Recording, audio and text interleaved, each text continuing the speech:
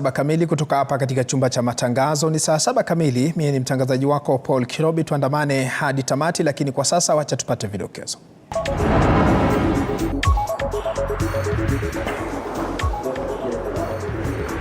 Aliyekuwa kiongozi wa kundi haramu la Mungiki Maina Njenga kizimbani kwa siku ya pili. Tumetoa jamii family mbili na sasa hakuna mau hapa na jamaa wako na mambuzi huko hatujatoa wote na communication ya mau hakuna, hatujajua mtu wasaidie namna gani. Wakulima katika kaunti ya Tana River wakadiria hasara kubwa kufuatia mafuriko yanayosababishwa na mvua kubwa inaendelea kunyesha. We are going to issue a 7-day strike notice starting from today. Na madaktari katika kaunti ya Vihiga watoa ilani ya siku 7 kwa gavana wa kaunti hiyo Wilbur Otichilo kutatua changamoto zinazowakabili kazini, la sivyo wataanza rasmi mgomo. Mimi ni mtangazaji wako Paul Kirobi, na kufuatilia matangazo kupitia kwa mtandao wa Facebook TV47 Live na YouTube TV47 Live moja kwa moja. Wakulima katika kaunti ya Tana River wanakadiria hasara kubwa kufuatia mafuriko yanayosababishwa na mvua kubwa inaendelea kunyesha. Baadhi ya wakulima tuliozungumza nao wamekuwa kwenye harakati za kuokoa mazao yao kutoka shambani baada ya maji kujaa katika shamba yao. Sasa wakulima hao wanaitaka serikali kuingilia kati na kutoa misaada kwa waathiriwa wa janga kabla hali hiyo haijakolea na kuathiri watu zaidi. Mafuriko ilikuwa nyingi. Tumekuja huko shambani, maji yamekuwa mengi sana. Ndo tumeendea vyombo, kuna mizigo kiasi na mdao. Sasa jana tulitoa lakini hatukumaliza. Ndo leo asubuhi ndo tukaendea hizo zingine zilibaki. Tumetoa jamii family mbili na sasa hakuna mau hapa na jamaa wako na mambuzi huko hatujatoa wote na communication ya mau hakuna, hatujajua mtu wasaidie namna gani. Tungepata angalau msaada hata kama ni boti atusaidia hapa kama permanent, kwa sababu hapa haifiki maji huko kwetu, kila mwaka sisi tunahama. So tafadhali mheshimiwa atusaidie.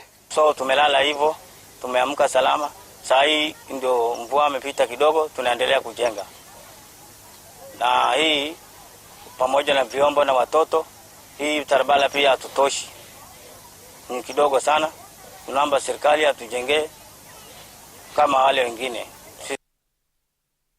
Na tukitoka maeneo hayo kwa sasa tunaelekea maeneo mengine ambapo maafisa kutoka tume ya maadili na kukabili ufisadi EACC wamezuru maeneo ya umma yaliyokuwa yamenyakuliwa katika kaunti ya Mombasa, ambayo sasa imerejeshwa mikononi mwa wamiliki halisi. Afisa mkuu wa EACC Twali Mbarak anaongoza shughuli hiyo, huku akitarajiwa kuzungumzia swala la ufisadi lililokithiri humu nchini Kenya. EACC will partner with all government agencies to try to recover land that was fraudulently acquired in the late 80s, the early 90s, through dubious transactions, documentation, and the involvement of public officers. So it's a step forward. It will take time, but one thing that we are having a comfort over this is that we believe we are in the right direction, and most likely the outcome will come in favor of the agencies that have lost these parcels of land. Thank you very much. Do you have a question for the CEO? Just one. I thought you had asked me enough. Yes. Very good. I'm very proud. Officials and who are office bearers way back. What this means is that when you do something, you might do it in darkness today, but one day the light will be able to illuminate on you, and you will be answerable. Today, the likes of the previous lands commissioners from the 90s, the 80s, the 90s, the year 2000, just before the advent of the new constitution, every single one of them has cases one or the other. People who are holding public offices who did things. So an advice to me and advice to those who are in other positions, whether they are my seniors or my juniors, advice is be careful of what you do. Always remember that it will always catch up. It will always catch up. This is a property that was grabbed in the year 1999.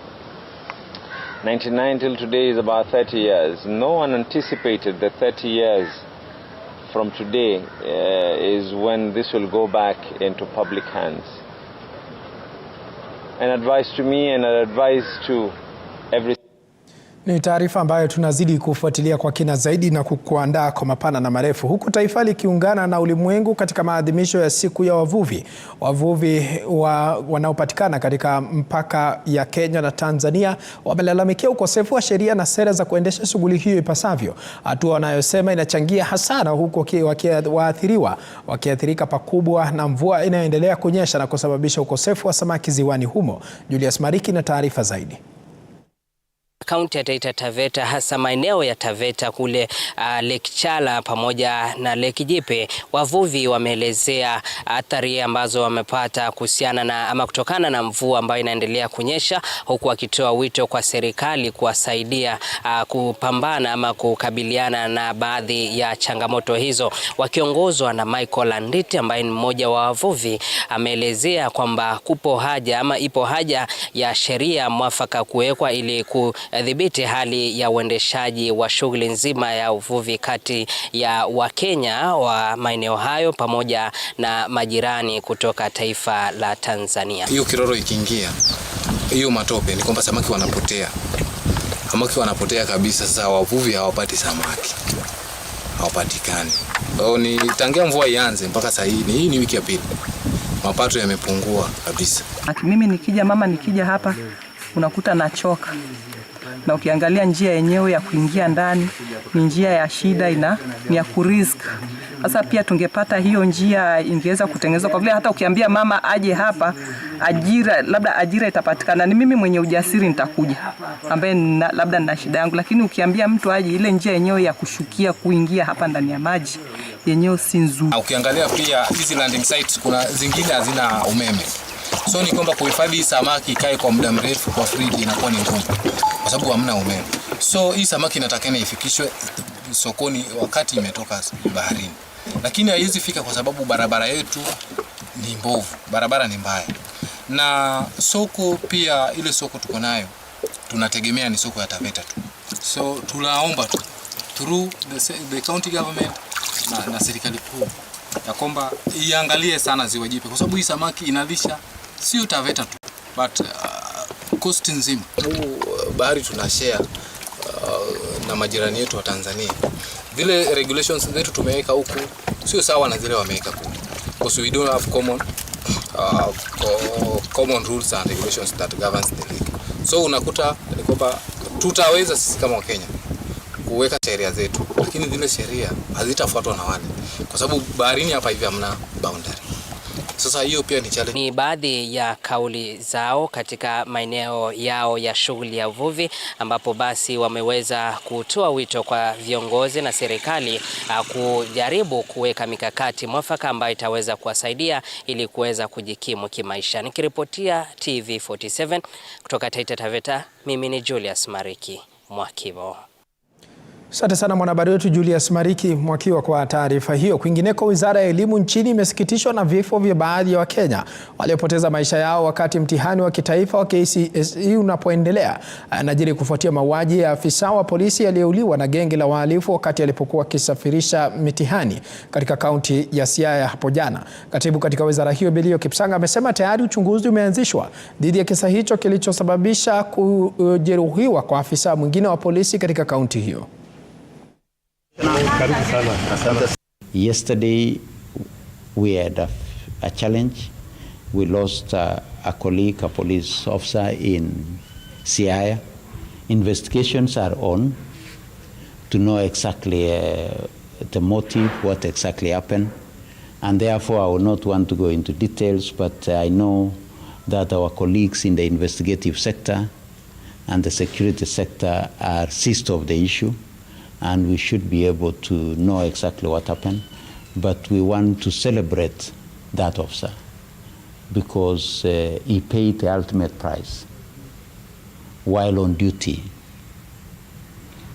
to be able to co-create our children by ensuring that the safety of our children and the safety of the examination is protected. So We stand with the family. I know yesterday the Cabinet Secretary released a message of condolences to the family.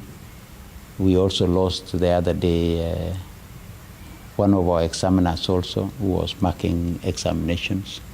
And we thank these Kalan Kenyans who have given their best for our children.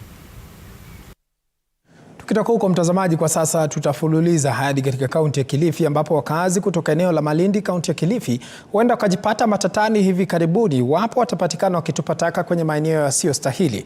Maafisa wakuu wa manispaa ya Malindi wakiongozwa na Johnson Mwabati wametangaza kuwa tayari wamenunua vifaa maalum vya kuweka takataka ambavyo vitawekwa katika maeneo kadhaa. Akizungumza mjini Malindi, Mwabati amesema wanasubiri siku rasmi ya kuanzisha shughuli ya vifaa hivyo vya kuwekea taka ambayo itaongozwa na gavana wa Kilifi Gideon Mung'aro mwishoni mwa mwezi huu.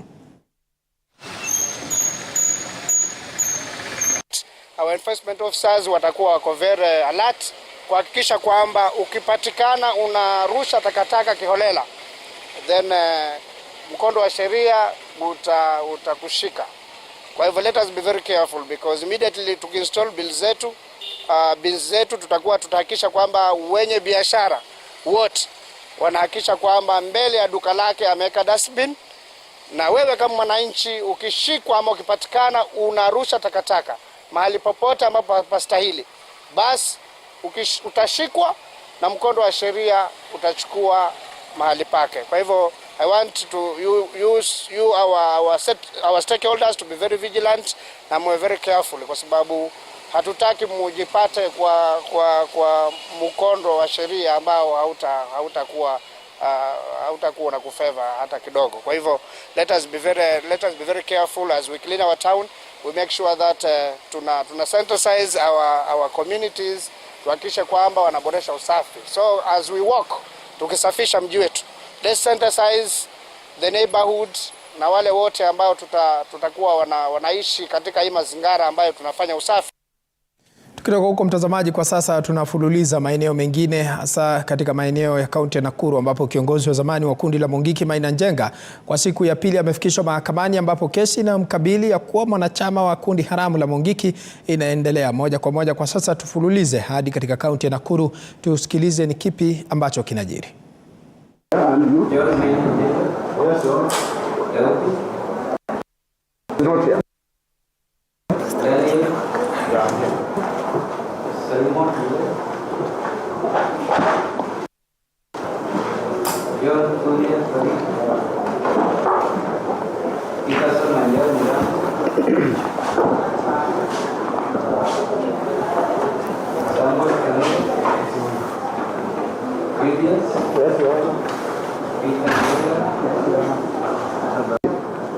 Where is this country going?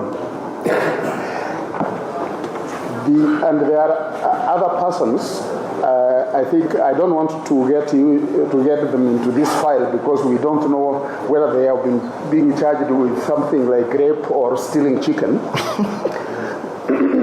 But the point I would like to make to this court, the intimidation that is exhibited by the state is such that it is impossible to have a fair trial, a public trial as envisaged under Article 50 and Article 159 and Article 160 that gives you the power to listen to a case. I am advised by my colleagues that you had made an order that the police vacate the court premises and allow the public to participate. The public is not been allowed to participate.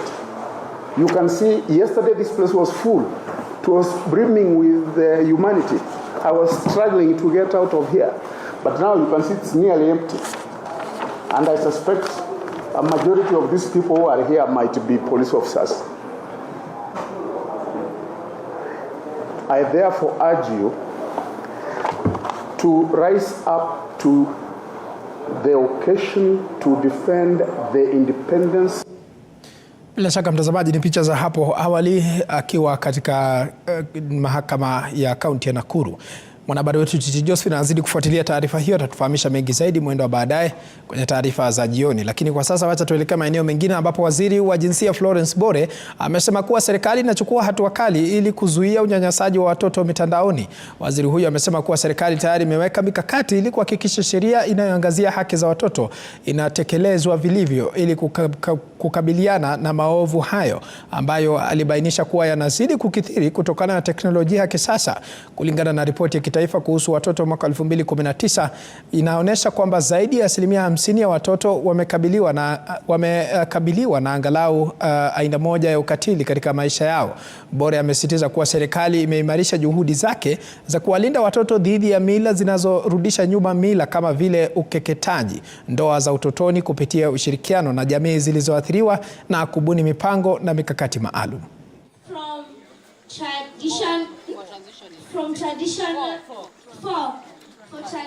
Over 50% of children have faced at least one form of violence in their lives. The consequence of these forms of abuse have far-reaching negative impacts on our children. We therefore have a duty to promote and protect the rights and welfare of children in all settings. These children, they are innocent. Wewe ambao unatokea kuona ati unataka kudefile huyo mtoto, shame on you.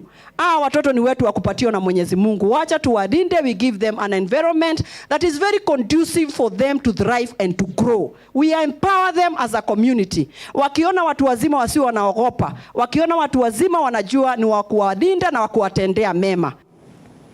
Tukiachana na taarifa hiyo, kwa sasa tunafululiza hadi katika maeneo ya Vihiga ambapo madaktari katika kaunti ya Vihiga wametoa ilani ya siku 7 kwa gavana wa kaunti hiyo Wilbur Otichilo kutatua changamoto zinazowakabili kazini, la sivyo wataanza rasmi mgomo ambao wamesema kuwa utatatiza kabisa huduma za afya katika kaunti hiyo.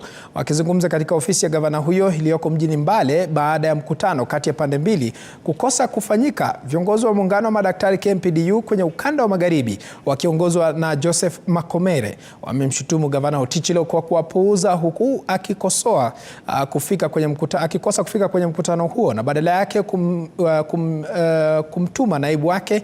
Miongoni mwa masuala yaliyoibuliwa na viongozi wa KMPDU ikiwemo ni swala la mishahara duni pamoja na hatua ya serikali ya kaunti kukosa kuwatambua rasmi wataalamu mbalimbali wa kiafya. Wamesema hali hiyo inazidi kudunisha hadhi ya matibabu. Sat a meeting last week and we decided that we want to meet the governor to address these issues that we consider very critical in terms of delivery of quality health care services in this county. But there's serious frustration amongst us because it was confirmed that we are going to have this meeting today in the governor's boardroom. Services have been interrupted as we've stayed here from 11 a.m. as per the confirmation of our meeting, but we've not been able to see the governor. So, because of that, we have decided that having been told that the governor is away addressing other matters that now are more important because he cannot meet us, that we are going to issue a 7-day strike notice starting from today. That 7 days from today, the doctors of Vihiga County are going to down their tools, because even if they continue working, they are not providing the services that they are supposed to provide with the quality that they want to provide because of the failure that is there in the department, because of the failure that is there in the county. Iwapo hataweza kuja katika meza ya majadiliano na kutatua shida hizi zetu, basi awe tayari kujenga ukuta. Tukiachana na taarifa hiyo, kwa sasa tunafululiza hadi katika maeneo ya Pokot ambapo vita dhidi ya ukeketaji vinazidi kuzaa matunda katika kaunti ya Pokot Magharibi baada ya wakeketaji 15 kuasi utamaduni huo, huku wakiapa kujiunga na juhudi zote zinazopania kulinda wasichana na haki zao katika eneo hilo. Sheila Chalangata anatuarifu mengi zaidi. Ni mwamko mpya kwa wanawake hawa 15. Kwa miaka mingi wamekuwa wakiendeleza tamaduni ya kuwakeketa wasichana na sasa wameamua kuasi tamaduni hii Ishara yao ikiwa ni kutupa zana hizi walizokuwa wakizitumia. Nasi mnafikiria simefanya maneno mzuri, kumbe mbaya. Kumbe mbaya kabisa. Ndio sasa sisi akakaa chini paka kaona kumbe hii maneno mbaya. Sisi amesikia maneno ya Mungu atinasema kumbe ni kitabu ya Mungu atakiwe kumwaka watu damu. Kumbe ni kutoa mtu damu, kumbe ni tambi. Sasa sisi akaanza kusema patali sisi tuwache hii maneno. Wanawake hawa wakitaja kuwa walielimishwa kuhusu madhara ya ukeketaji kwa wasichana. Hali kubwa ni kwamba wapate kufundishwa. Unaona kina mama wengine ni wazee na unaona hawa pia wanafanya ile inaitwa apprenticeship, wanafundisha wengine. Na hawa wakisha pata habari hii hawatapata kuwafundisha wengine katika hali hii. Na sasa wameapa kuwa mabalozi wa kuhakikisha kuwa haki za wasichana zinalindwa. Sisi naomba Mungu tu nisaidie watoto wetu asome, labda nipate daktari, labda nipate watu wale wakubwa kwa ofisi, kwa maana sisi tumeona hiyo kitu ni kwa mbaya. Sasa wanaitaka serikali kuendeleza vita hizi dhidi ya ukeketaji na kuhakikisha kuwa kuna uwekezaji katika elimu ya mtoto wa kike.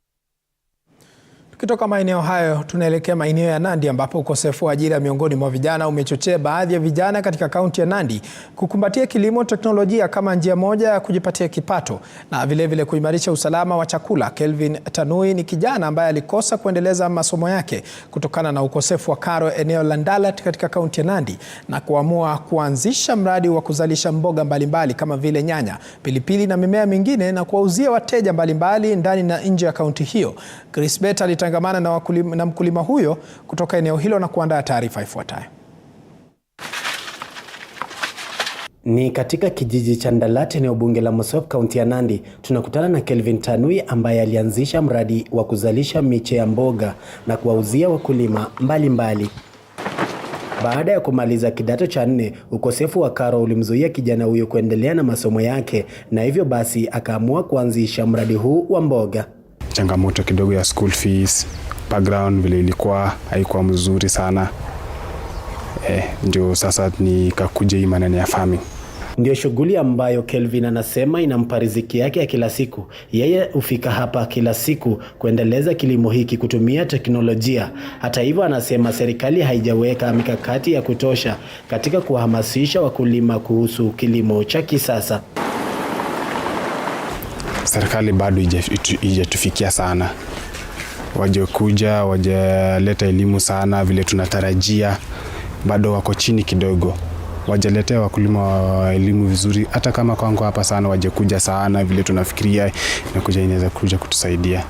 Kwa saizi serikali tungeweza kupata mafunzo zaidi, wakuje waelimishe watu vile wanaweza kuwa na advantage kwa hii mimea. Kwa mara nyingi kilimo ni kazi ambayo vijana wengi wameipa kisogo na kutaka kuajiriwa. Lakini je, kijana huyu ana mawaidha gani kwa vijana ambao wangali wanapitia changamoto ya kusaka ajira? Na advice vijana sana kama umekosa tuseme karo, kama mimi nilikosa karo ndio nikaanzisha hii kazi. Kama umekosa karo, anzisha pale huko. Kama ni kazi ya welding, kama ni kazi ya ukulima, mimi na kwa advice usidharau mwanzo pale unaanzisha.